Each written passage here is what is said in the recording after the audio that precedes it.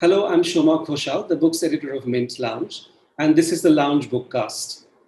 This week, my guest is Ruchira Chaudhary, executive coach and writer, most recently author of Coaching, The Secret to Uncommon Leadership. Ruchira has been also a long-time columnist for Mint, and her book is really special in that it stands at the intersection of leadership and coaching, something we don't often think about.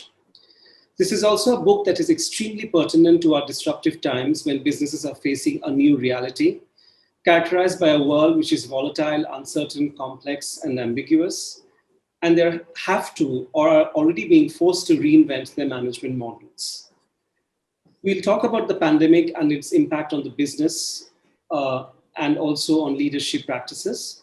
But before we do that, I want to start by asking Ruchira about a very important distinction she makes at the beginning of the book, which is between the idea of excellent performers and successful leaders, and the two may not meet always. So if you could begin by explaining this distinction to us, Ruchira, that would be great. Thank you, Shomak, and thank you again for the opportunity to be here on this show. I truly feel privileged and delighted at the same time. So to your question about stellar performers not necessarily being stellar captains of the ship. And I've devoted a fair bit of the narrative to talking about that. Organizations, the world of sport, performing arts, we often tend to mistake our best and brightest performers as those that end up what we believe will also be our best and brightest leaders or captains. And if you go back to look at the annals of history, we've been proven wrong many, many times. I've used cricket as an example to talk about that. And the reasons for that are fairly basic. The leadership traits that drive stellar individual performance, likability, passion, ambition, often are at odds with what it takes to be a great leader. Empathy, taking people along in the journey, integrity, and very little self-obsession. Right? That's what a great leader does. And often when we choose these blue-eyed boys or girls and give them inordinate amount of resources and then make them these captains of the ship, they have very little understanding of how to lead teams. Right? Also, we forget one very basic fundamental, that even the best and the brightest need to be nurtured and coached, so they in turn can nurture and coach others. So we have to make a very clear distinction between excellence in performance and excellence in leadership. And that organizations have to start very early on, something we clearly aren't doing a great job of. You know, this is a very important concept, and it actually provokes us to think about what leadership means. And you also describe that very clearly in the book, that leadership is not just about getting the numbers right, getting the business going. It's also about working with people, and something we don't often devote enough energy about. I would like you to dwell on that aspect of leadership a little for us. Absolutely. So leadership is not just about the numbers, right? And the narrative has changed dramatically. In the 1990s, the tone and tenor changed with the introduction of the balanced scorecard, a performance excellence framework, which said getting numbers is definitely important, but you have to focus on many other aspects. Good leadership is about building your human capital. There is a reservoir of human capital. It's about focusing on how you govern, your governance, your structural capital. It's also about your customers and your internal processes. And that sort of made a lot of experts look up and say, yes, there's a lot more to numbers. So what we say today about great or good leadership is focus on the numbers, but don't focus on the numbers alone. Focus on your people, grow your people, focus on their unique strengths, hone those strengths, the numbers will follow. And that's how the narrative is changing.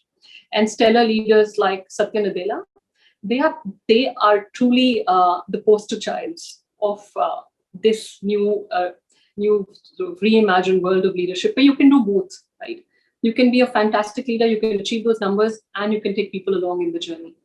It also, makes us think about the role of coaching in leadership and honing leadership. In our understanding, generally, we think of coaching as, an external agent will come into an organization and coach people and leave. But your Right. argument is that coaching is a cumulative and it's a continuous process that leaders have to imbibe and practice in their day-to-day lives. If you could explain this a little more to us. So the whole premise of the book, right? Coaching the secret code to uncommon leadership. And I started the book by saying the book doesn't give you the code to leadership. There are fantastic books in the market on management and leadership. The book is about coaching as that code or the key that unlocks uncommon leadership. And what is uncommon leadership? It is really about taking people along in the journey. It's about elevating yourself and your organizations as you elevate others, right? It's about shining the light on others, and that makes you shine brighter. So to your point, what is coaching? Coaching is the act of maximizing performance and potential of another through a series of self-enabling, non-directive conversations. The operative word being self-enabling and non-directive. It's about moving away from what we call instruction to motivation. It's moving away from telling to asking. The command and control style where a leader was expected to have all the answers. Now it's about a leader needs to help others find the answers. That's what coaching is all about. But in our own experience in India, for example, there are certain pitfalls of the corporate structure that has been institutionalized over the decades.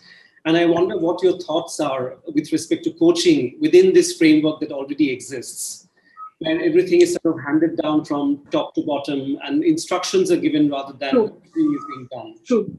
Shoma, one thing I tried hard as part of the narrative in the book is to talk about coaching in the larger context.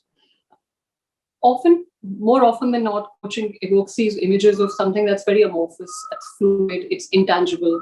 And I have to be honest, I was guilty of the same before I embraced that profession. The fact of the matter is, coaching happens in many ways, in many shapes and forms. It happens in corporate corridors, it happens in car parks, it happens when you give somebody feedback in the moment.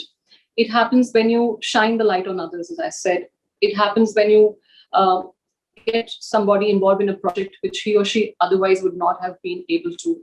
It's when you introduce your boss's boss who's visiting, from the global headquarters to someone who works with you. So coaching is all of those things, right? And in an organization culture where it's been more instruction than motivation, it's been more telling than asking, a good leader has to really embrace those cultural nuances. And I've said this time and again, coaching doesn't have to be fuzzy and nurturing at all times. There's tough love coaching as well. You can be somebody who has this relentless pursuit of excellence, right? You can have exacting standards and you can be a tough cookie, but you need to be absolutely clear that this toughness is coming from a place of love, that your only desire is to make the person become a better version of himself or herself. So coaching happens in many ways, and you just need to embrace it and you need to tweak it to the cultural context. I feel the thrust of your book is towards building emotionally intelligent workplaces, something we need to think about more and more in this world when we are working from home and the pandemic has disrupted all the familiar patterns of work. What is your sense of the future of coaching and the future of leadership in this world in the corporate sector? There is now a growing acknowledgement that it's not your numbers alone that will drive success in the corporate world. And the good leaders get it, right? There are enough and more examples around us where we see some fantastic enablement stories, coaching stories. The challenge is, in times of duress and stress, often leaders will revert or go back to the style that they're most comfortable with. Those behaviors are so ingrained in how we've been brought up. We've always been taught at school, at a business school or college, that a leader, a manager, has to have all the answers. Right? And so often we think we're coaching or we're building others, but in fact we're telling them what to do.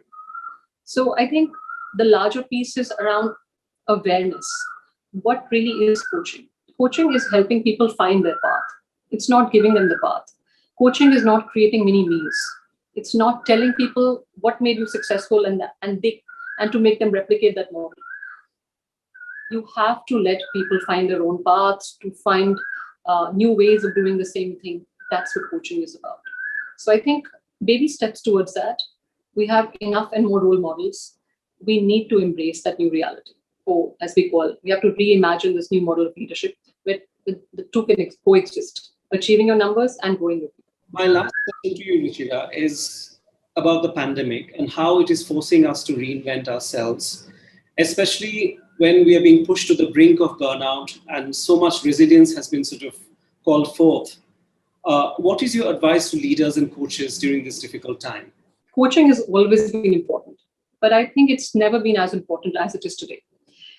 These are extraordinarily turbulent times for us. And these times demand that we have strong leaders at the helm who can navigate these choppy waters with a steady hand at the helm, use trust, resilience, and empathy as their rudders. And what I mean by that is make your workforce more resilient, build those reservoirs of trust, recognize that we're all in this storm, but we're perhaps not in the same boat. So recognize the reality of your people. Have conversations that you've never had before.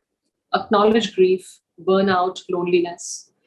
These are trying times. And we all have to step up, be kind to each other, be more empathetic, and give everybody a voice in the organization, right? No leader can have all the answers at times like this. So leverage the collective intelligence of your people, give people a platform, and bring everybody together.